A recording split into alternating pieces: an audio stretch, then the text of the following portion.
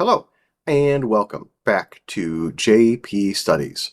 This is the Book of Jonah series, and now we are on chapter 3. And I'm calling this chapter Turning Back to a Gracious God. Now, to quickly review, let's take a look at where we've been with Jonah chapters 1 and 2. To give a brief recap, God called Jonah to go to Nineveh, but he ran from God's mission by trying to hop on a boat going the opposite direction. Now, that boat was threatened by a storm that God sent after him, and Jonah ended up being the cause of that storm. So the sailors cried out, they end up worshiping the true God. Jonah is thrown overboard of that boat and is swallowed by a fish. And from inside that fish, Jonah prays with gratitude. And at the end of chapter 2, God delivered Jonah onto dry land. Now, I've changed out the graphic to a different graphic this time that shows the same kind of areas, but also a rough approximation of where potentially the boat could have gone and the fish could have dropped him off. That is all just conjecture, but the main thing I wanted to use this map for was to show the distances between where he was coming from and where he was going. You know, in my mind, reading the story of Jonah as a child, you always kind of imagined that the fish spit Jonah out like right outside of Nineveh. Like, he spit him out and he looked over and Nineveh was just like right there. But as we could see from this map, Nineveh was completely landlocked. It was nowhere near a large body of water. Even if all the way up you see kind of like north and west of Aleppo there, where potentially, you know, the fish could have dropped them off as close to Nineveh as you could possibly get. It's still a really long walk to Nineveh. So I just wanted, this map really, I think, gave us some good context for, you know, this brief moment in time between Jonah being spit out of a fish from the body of water and his trip to Nineveh. So let's dive right into Jonah 3. Then the word of the Lord came to Jonah the second time, saying, "Arise, go to Nineveh, that great city, and call out against it the message that I tell you." So once again, this is right after God commanded the fish to spit out Jonah, and he was spit out on dry land.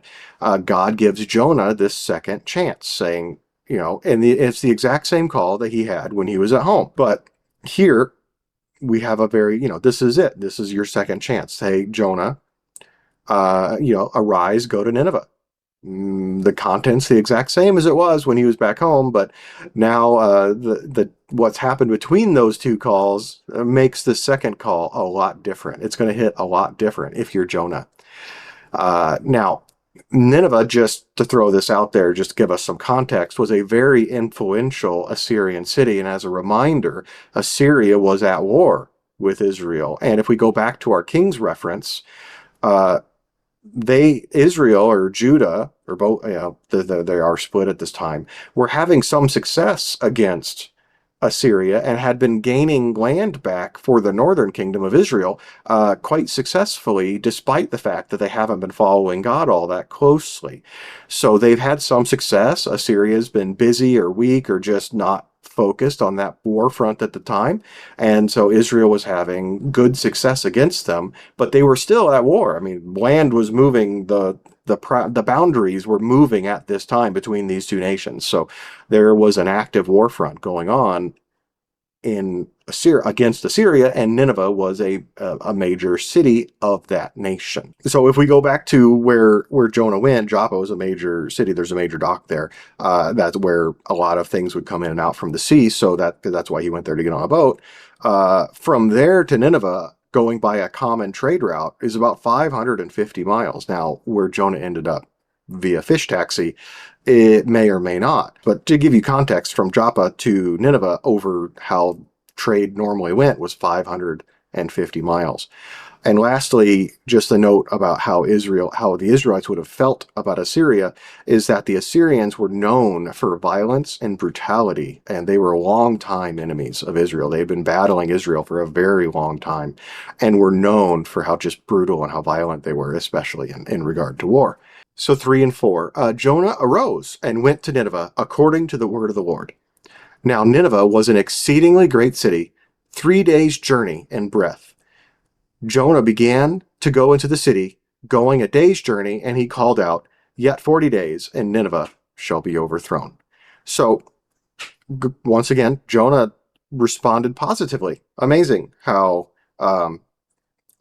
trying to run away, getting caught in a storm, getting thrown overboard, and getting swallowed by a fish can change how you respond to the exact same requests the second time, right?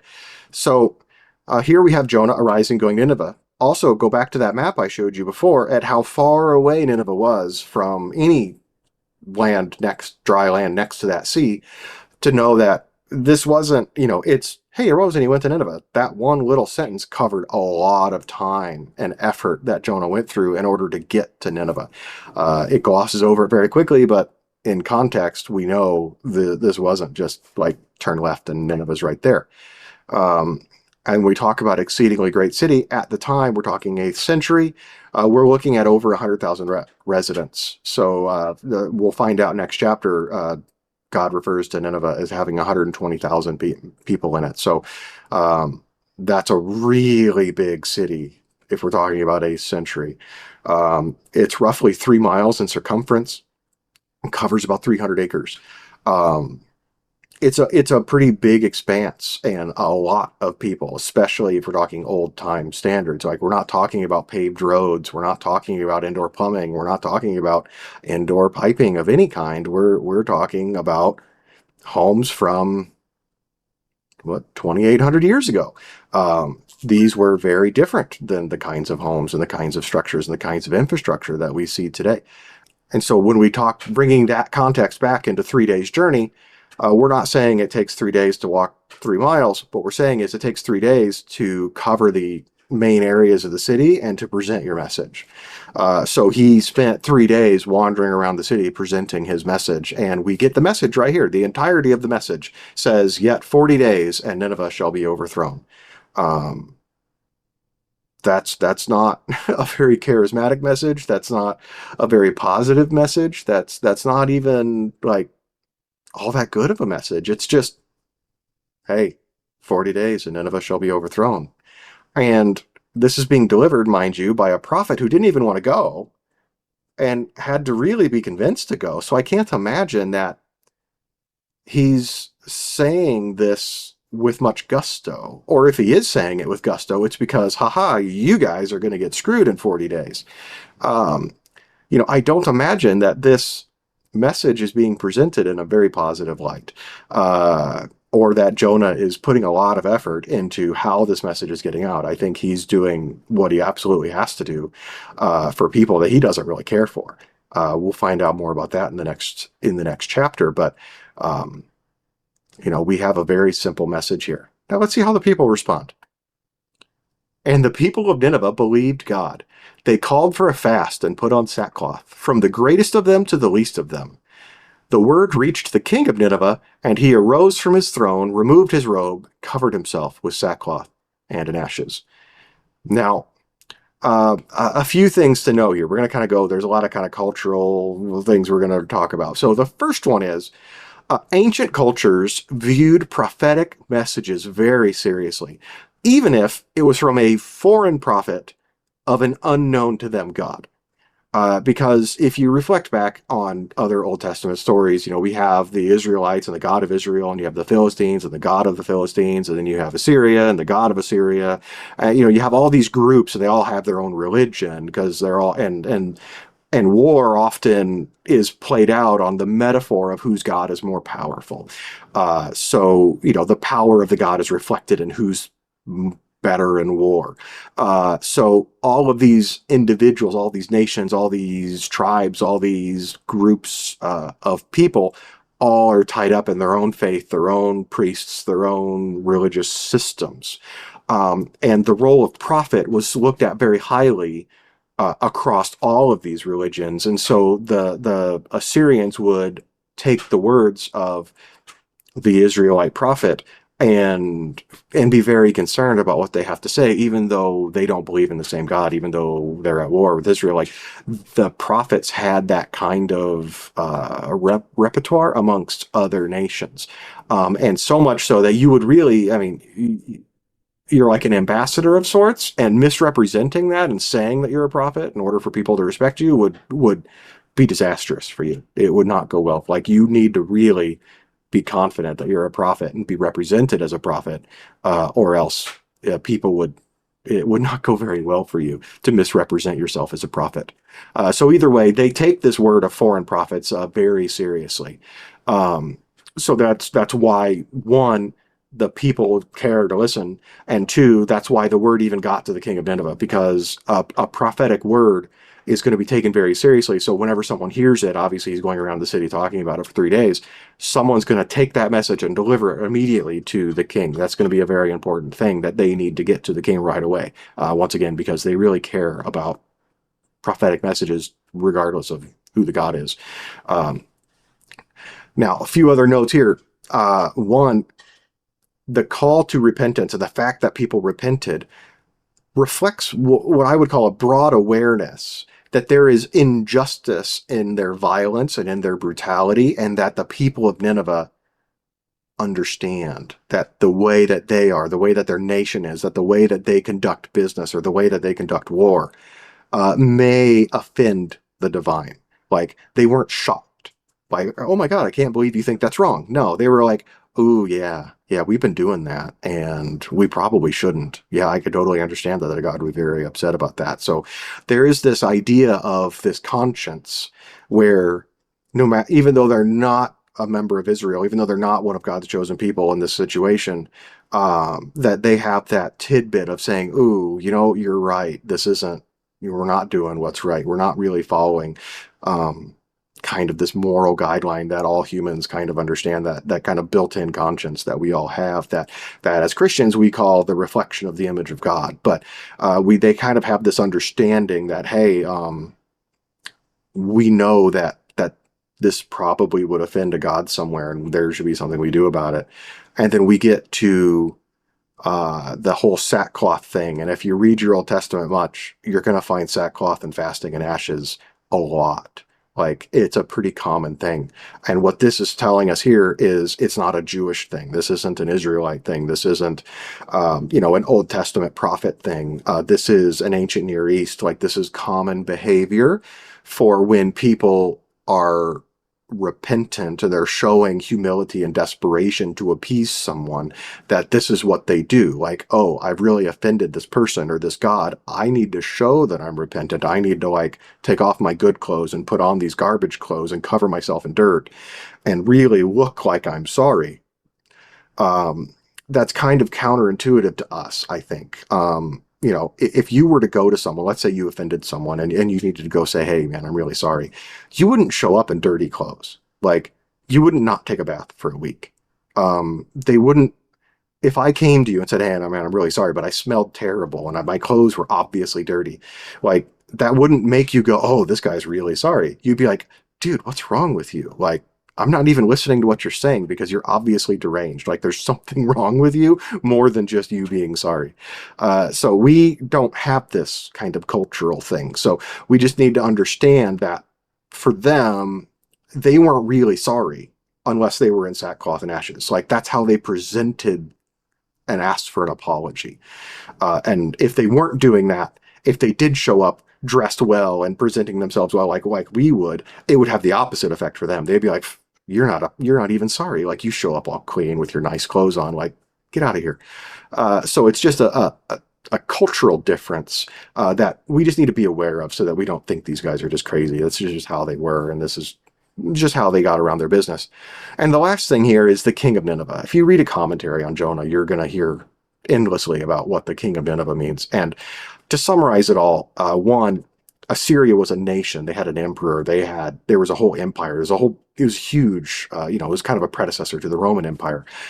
So, the king of Nineveh wasn't a king. Like the king of Assyria wasn't in Nineveh at this time. Now, later on, when the later Assyrian Empire, Nineveh did become a capital of Assyria, and the king of Assyria would be in Nineveh. But at this time, with Nineveh being as small as it is, it isn't the capital. The king of Assyria isn't in Nineveh. So, what we're really talking about here is the governor of Nineveh, the highest ranking person, whatever that title would be.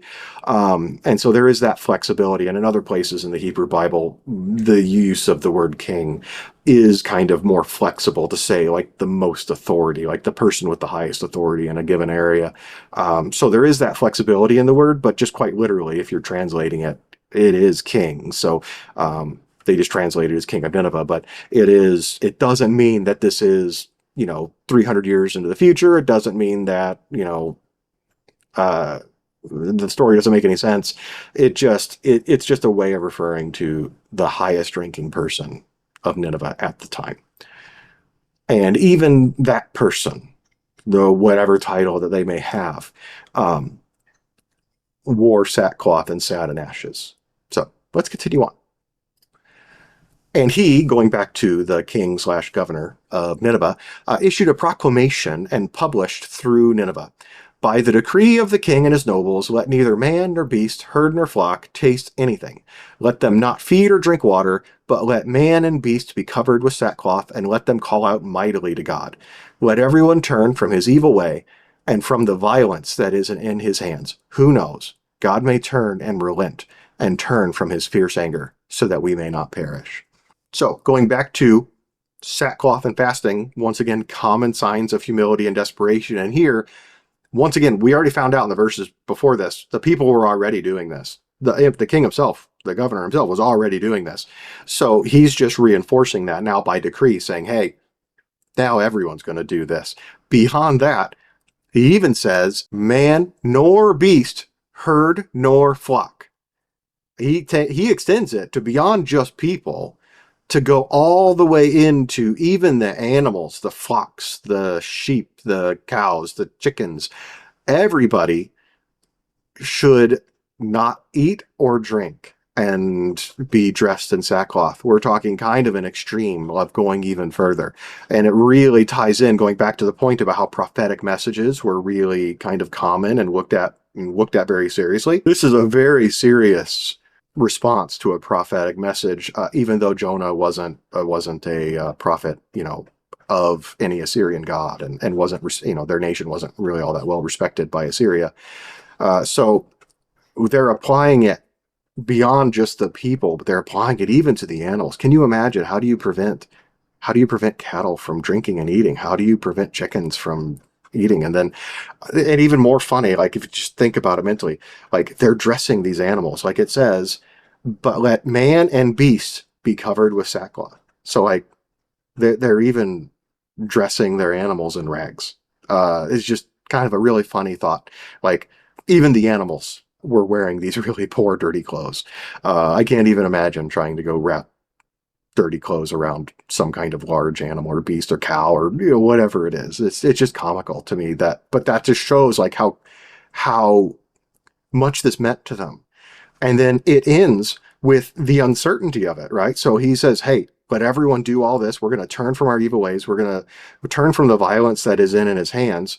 And that goes back to that concept of conscience, that we know that these people are aware that what they're doing could be seen very negatively from a deity standpoint. So there is this idea that generally and across the board, they understand that some aspect of how they're living, some aspect of how their nation is going is offensive to this deity. And they understand that, one, what they're doing is wrong, and then two, that they need to change. So, I mean, that really goes into that idea of that conscience and that kind of moral code that God has given every person, regardless of their birth. And then lastly, on this note, he ends with, who knows? God may turn and relent from his fierce anger so that we may not perish. So they're doing all this crazy stuff. They're wrapping their cattle in clothes. They're not eating. They're trying to prevent their cattle from eating and drinking, which I don't even know how you could do that, but they're trying, and they're doing all of this without guarantee. They're hoping. that God will relent and that they won't be punished for their actions. So all of this is just in hope. There's not even assurance. It's purely just hope. And let's see our last verse in chapter 3. When God saw what they did and how they turned from their evil way, God relented of the disaster that he said that he would do to them, and he did not do it. So their hope was founded. They had hope. They did all these things in hope that God would change his mind, and he did. So they were saved. So the work that the king put in, the governor put in, the effort that all the people put in, all of their, not letting their animals drink, turned out to be the exact right thing that they needed to do, and God relented.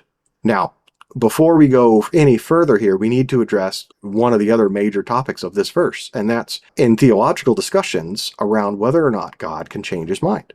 You would think Jonah would be an odd place for all of those discussions to land, but many of them do. If you're reading any kind of discussion or treatise on whether or not God is capable of changing his mind or how would God change his mind, almost all of them are going to bring up this verse in particular. And one of the reasons is how we address the wording. So here, this is the ESV, and also in the NASB, it translates God relented of the disaster and so on and so forth. The NRSV translates it as God changed his mind regarding the disaster. The King James Version, good old 1611, said that God repented of the disaster, which brings in all kinds of fun questions. So here we have to ask, can God change his mind? Is God capricious? And the reason this sounds so odd and sounds so foreign is because there's a very popular verse out of Numbers. I'll go ahead and read it here. Numbers 23:19 says, God is not man that he should lie, or son of man that he should change his mind. Has he said, and will he not do it? Or has he spoken, and will he not fulfill it? That's just, almost bumper sticker level kind of Bible verse to where you just think of it when you go, man, God changed his mind? Like, God can't change his mind. It says in the Bible he can't change his mind. So what do we do? Like, how does this work? Like, obviously God here relented. He said, I'm going to do something, and he didn't do it. So how do we take that?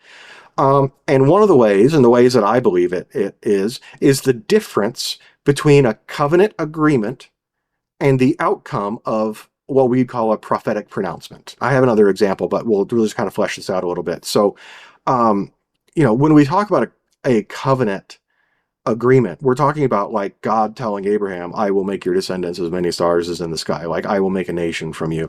All of these things, that's a covenant agreement. Now, if God then said, you know what, I'm not going to make a nation out of you anymore, or your descendants are just going to be cut off, like you're not going to have any descendants, that's God changing his mind out of a covenant agreement. So that's God failing on his aspect of a covenant agreement, which is what Numbers is telling us, that that's just never going to happen. But on the flip side, we have what we call a prophetic pronouncement. Now, we have plenty of examples of these that talk about a future event should things not change. Obviously, we have in here our example. Jonah went to Nineveh and says, 40 days and Nineveh will be overthrown. What's the point of Jonah going to Nineveh to deliver this message?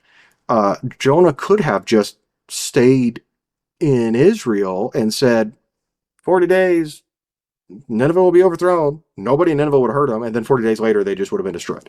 But that's not what happened. Why would Jonah have to go if the outcome was settled?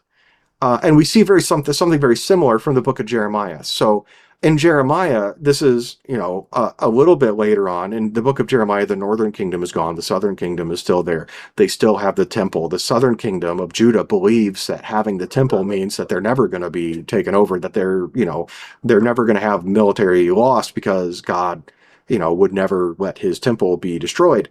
And so they weren't really following God all that well. They weren't managing their end of the covenant. And so Jeremiah kept saying, hey, you guys need to shape up. You guys need to do something about this, or these things that I'm telling you are going to happen. Like, you need to change. And in Jeremiah 18:8, he says, and if that nation, talking about Judah, concerning which I have spoken, turns from its evil, I will relent of the disaster that I intended to do to it. So in Jeremiah's case, that this isn't, God didn't relent. The people didn't change. Um, and they did lose. They lost their military. They were taken over, and inevitably the Temple of Solomon was completely destroyed. Um, and they lost everything, and they were all pulled out of the land, and they were shipped off to Assyria to be slaves. So it didn't go well for them because they didn't do, like, God gave them the opportunity through Jeremiah saying, "Hey, if you don't shape up, this is not going to go well for you." And they didn't. And so it did not go well for them. On the flip side, we have Jonah giving them a message, and they did change. They did turn their lives around, and suddenly God did relent. So we have, two examples of the same thing where a prophet said, "Hey, giving them the opportunity." Once again, what's the point of even telling them with time if it can't change? So we're saying, "Hey, this is a potential future. You need to do something about it." And we have two examples. Jeremiah, they said, "Nah, we don't need to do that." And they faced the consequences. Nineveh, on the other hand, flipped on a dime and they averted destruction. So here we have the very end of Jonah's amazing tale of evangelism in a cross-country scenario. So before we move on, let's take a look at our questions. Once again, feel free to pause these. I'll read through them very quickly if you want to use these in a group. What do you make of Jonah's very brief message? And why might that have been effective? Why do you think the people and leaders of Nineveh took Jonah so seriously? What does the response say about how God can use even reluctant obedience? And I think reluctant obedience describes Jonah so well in this chapter. How do we respond when we see unexpected people or places turn toward God? And this can be a challenging question. Like, what do you do when someone who's really antagonized you or done really terrible things to you turn their lives around and step away and go away from the previous lives and the previous way that they used to live and completely change and live a life for God? How do we deal with that? When God has forgiven someone and they did something terrible to us, how do we deal with that? And that's tough, and we'll see how Jonah deals with that next chapter. And lastly, are there Ninevehs in your life, people or situations that you struggle to believe God would ever show mercy to? So kind of an extension of the last question to say, what do you do when someone unexpected turns? Well, who are the people in your life that you don't expect ever will turn? That they will just stay the way they are and that God will never change them and that they will just continue living the way that they live now forever and never see the light or never change or never come to God. So let's take a look at our application points here. So from Jonah 3, we have God may use us to reach those we would least expect. This kind of goes back to that Nineveh question of who are these people that we think God could never touch and God could never reach and that God would never change. And to think that not only can God do it, but God could use us to do it. And then we have obedience, even reluctant obedience, can open doors for transformation. And that's transformation of you personally, as well as the people around you or the people that you are being obedient to deal with, or who you are being obedient to go follow through with. And then we have true repentance involves action, not just words. We easily could have seen the city of Nineveh go, "Oh yeah, no, totally. Like we agree with you. Yep, totally. We love God. We're totally going to just follow God now and stop being evil and mean," and not meant it at all. So their actions were very clear that their thoughts and their statements were very true. Like their actions reflected their words. And that's a big part of what true repentance means. And then God's mercy is greater than our prejudices. Just leave that one there. That can be a tough one. And then lastly, revival can begin with the simplest message faithfully delivered. Going back to just how short and abbreviated and just what does it even mean? 40 days and Nineveh will be overthrown. What a terrible message. Like, not terrible in the sense of the content is terrible. I'm saying like the presentation of it, like, where's the beginning, the 3 points, the end, like, all of the effort that we put into current sermons and, the Romans Road or however, what kind of presentation you're doing when you're talking to someone, like you try to put together this beautiful poetic or flowing argument. And here we just have no real problem statement, doesn't even mention the name God, doesn't say the name of God, doesn't say Israel, doesn't say the God of Israel. It doesn't give them really any context for why they're even being overthrown, other than just 40 days, your city's going to be destroyed. Woo. Just missing all the key components that we would think that a successful message would have. Yet it was enough to change the lives and extend the lives of the people of Nineveh. And lastly, for closing reflections, we have you ever been surprised by someone else's repentance? How someone who you thought just could never turn their life around, and how they just turned their life around, a family member or whatever, just someone who you just never thought would shape up, and how they shaped up and what happened. Are you willing to deliver God's message even if you don't fully understand the plan? That's another tough one.